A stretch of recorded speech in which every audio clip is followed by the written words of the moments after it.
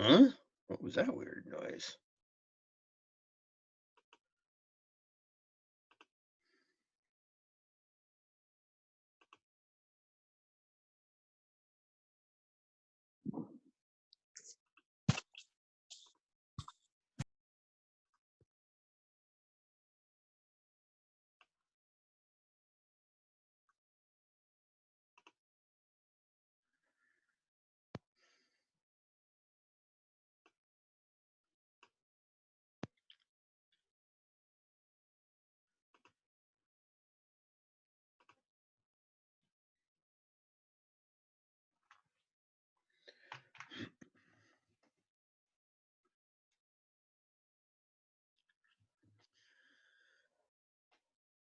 All right, we're going to talk about the carbon and oxygen cycles today. Now, and nitrogen cycle we'll probably get to also. So, there's this thing you hear all the time that is actually not quite right.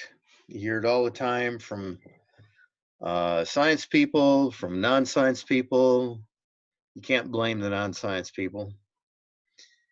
But this thing has to do with carbon and oxygen, or carbon dioxide more particularly.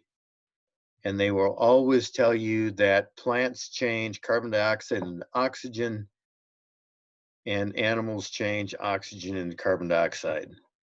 Everyone in the world believes that's true.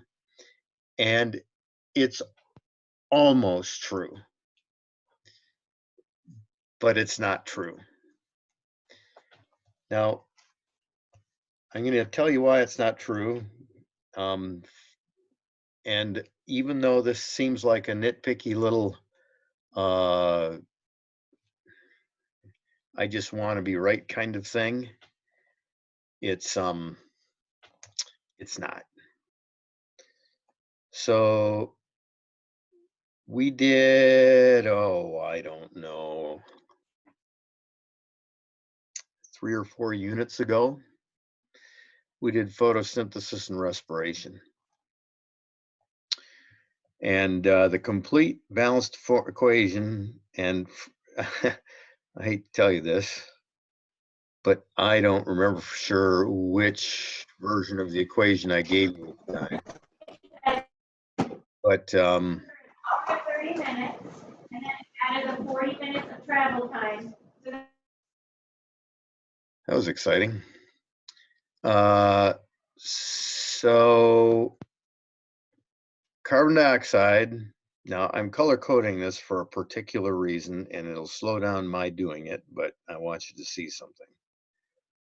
Carbon dioxide reacts with water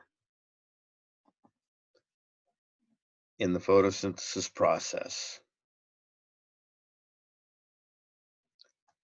And notice that the O in this in the carbon dioxide is light blue, and the O in the water is dark blue. Now, the coefficients for this equation would be 6 and 12. And then they react to form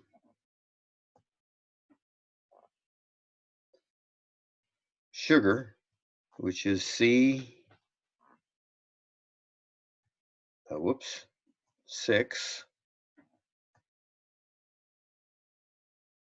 H12, and light blue O6. Now, the colors aren't just to be pretty, the colors are so you can track things. Plus, O2, and that is 6O2. And if you don't get the balance part, that's fine. Plus 6H2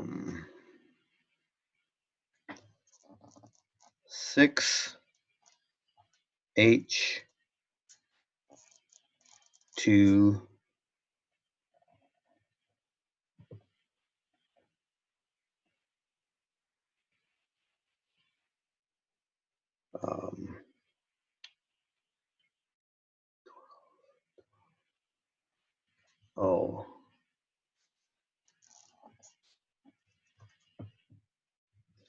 Now here's what I want you to see. This is the oxygen that plants give off. The oxygen that plants give off and the oxygen that you breathe.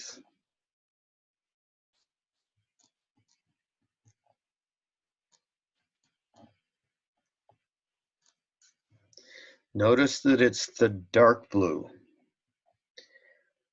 Notice that the light blue oxygen right here is the oxygen that's in carbon dioxide. So here's the carbon dioxide, the carbon, okay, let's stick with the arrows, I guess. There's the carbon dioxide. Okay, that didn't work.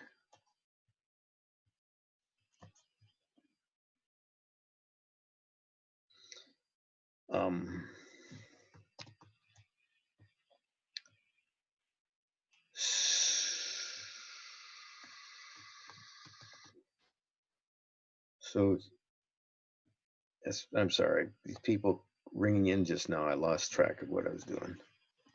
The carbon goes to, it's the black symbol, it goes to, this is glucose, C6H12O6 is glucose, hopefully you remember that. And the oxygen, the O2, goes to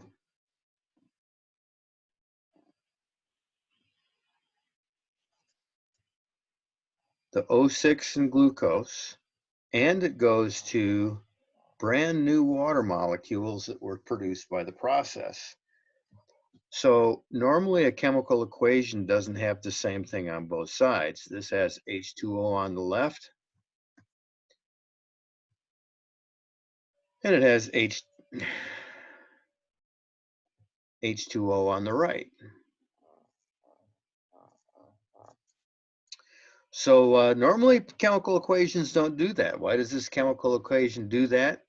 Because this is dark blue oxygen in the water on the left and light blue oxygen in the water on the right. Now, I know in the real world there's not dark blue oxygen and light blue oxygen, but we can tag these things with like radioactive oxygen and see where the radioactive oxygen goes.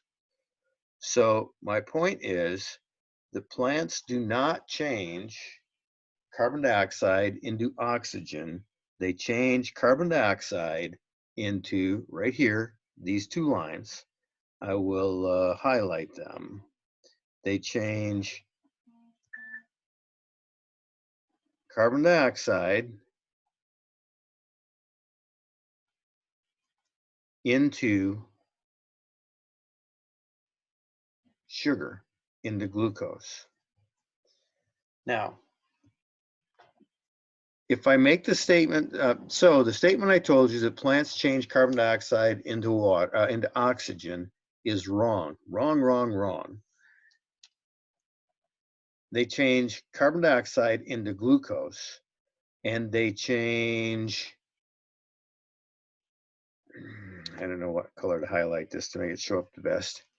They change water into oxygen. Now, so why am I making a big stink about this? I'm making a big stink about this because the carbon cycle is not what everyone thinks it's going to be, where carbon gets changed into oxygen. The carbon cycle is way more complicated than it sounds like it should be from what you've always been told. Also, a lot of stuff you see online, especially people making claims on social media and one-sided websites are false because, well, I saw, and I hate to say this because I do some farming. I tend to side with farmers, and I saw this one farmer website that was 1 acre of corn can make blah blah blah amount of oxygen, enough for, well, yes, the corn can make oxygen, but so what? Okay, I've ranted and raved, and maybe it made sense, and maybe it didn't. Here comes the cycle. Pay attention. So here's the carbon and oxygen cycles. See, if we go back to this card, it was carbon and oxygen cycle. This is actually 2 cycles. Carbon and oxygen take 2 different cycles. Now, those cycles definitely overlap, but they take 2 different cycles. So you see on this, there's black arrows. The black arrows are the carbon cycle, and there are, I don't know, pink or whatever color that is. It's not really pink, but rose, burnt rose. We've got whatever color that is, which I don't even have on my palette.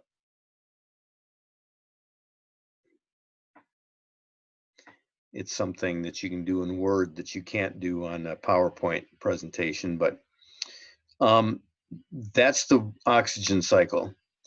So we're talking, that's why this oxygen is highlighted. We have 2 oxygens, the oxygen in carbon dioxide and the oxygen in oxygen, which is the oxygen in water. So this is a whole bunch of arrows. If you just look at this picture, I'm sure your head starts to spin and you have no idea what it means. So remember from yesterday, you don't try and look at the whole thing and make sense of the whole thing all at once. We just start someplace in a cycle. You can probably start anywhere, but we start someplace and we follow it one step at a time. And after we follow it around a few times, it starts to make sense.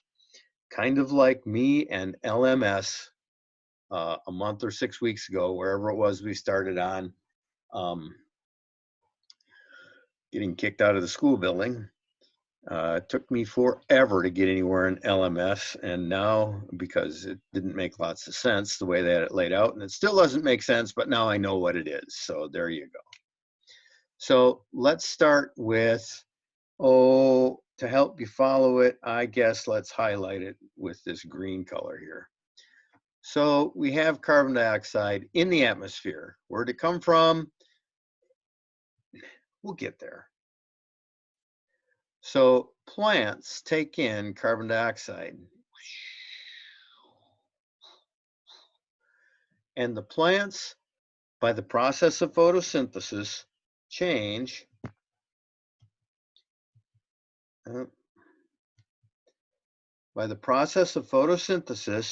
they change the carbon dioxide into, right there, glucose. And then they make the glucose into starch and cellulose and other things. And collectively, sugar and starch and cellulose are a family of elements called carbohydrates. You've heard of carbohydrates, like carbohydrates in your diet or complex carbohydrates in your diet or whatever. So wood is carbohydrates. If this is a cherry or an apple, that's a carbohydrate. The leaves have carbohydrates in them. So in the atmosphere, carbon dioxide is taken in by plants and changed to carbon dioxide, carbohydrates. Sorry about that. Now, a variety of things can happen to the carbohydrates, and it's not really hard to figure out. Think what can happen to a plant, a tree, a tomato plant, blade of grass in your yard, a corn stalk in your garden, whatever. Just think what can happen to the plant. So corn stalk in your yard. Along comes a bunny rabbit. There's our pathetic bunny rabbit right here. Or a deer, and eats it. So when the bunny rabbit or the deer eat it, they digest it and break it down, and they change it back into not oxygen. My PowerPoint is really acting strange. They change it back into carbon dioxide. We're following the green arrow here. Something can eat it, and by the process of digestion or respiration,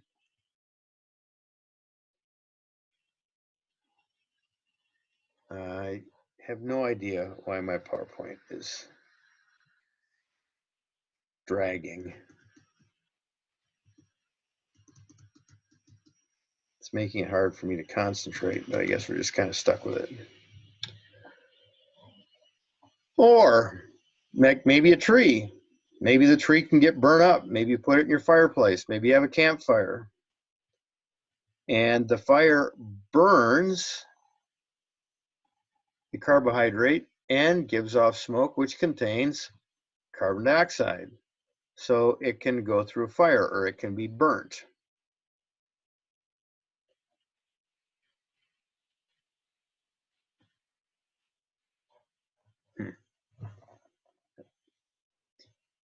Or maybe it's just left alone. This is supposed to be a stump. See the mushrooms growing out the side of it?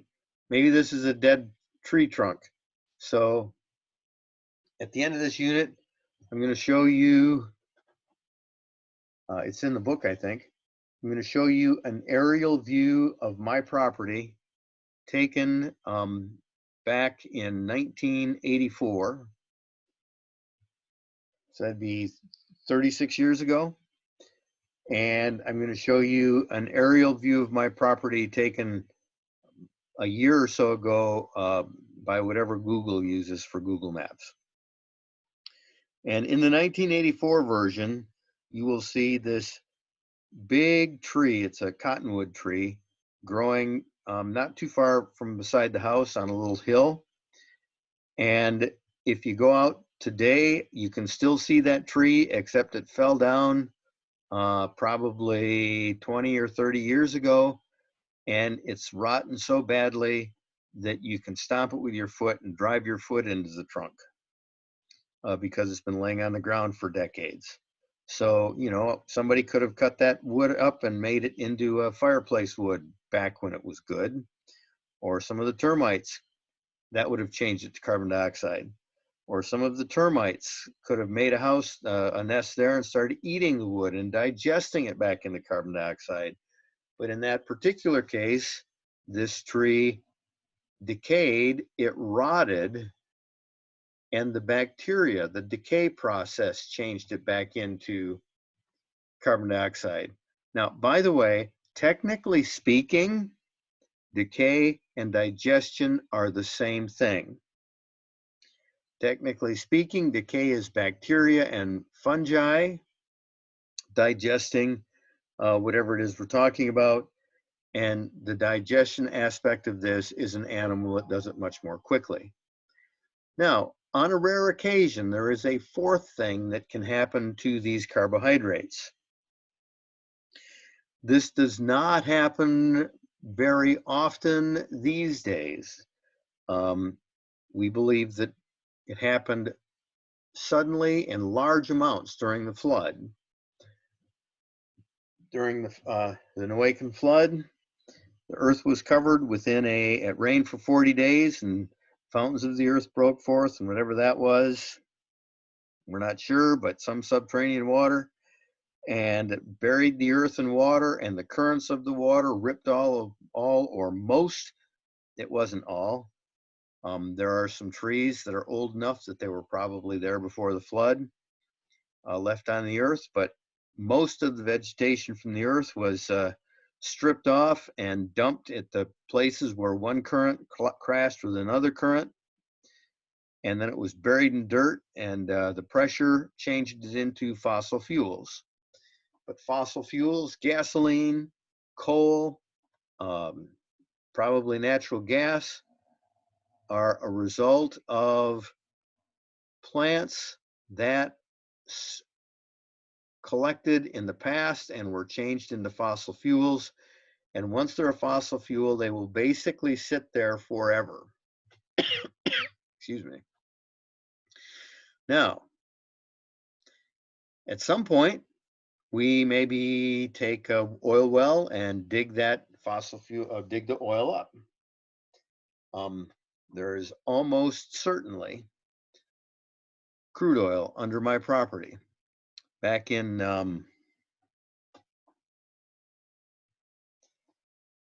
approximately 1980, shortly before that aerial picture was taken, somebody drilled an oil well on my property.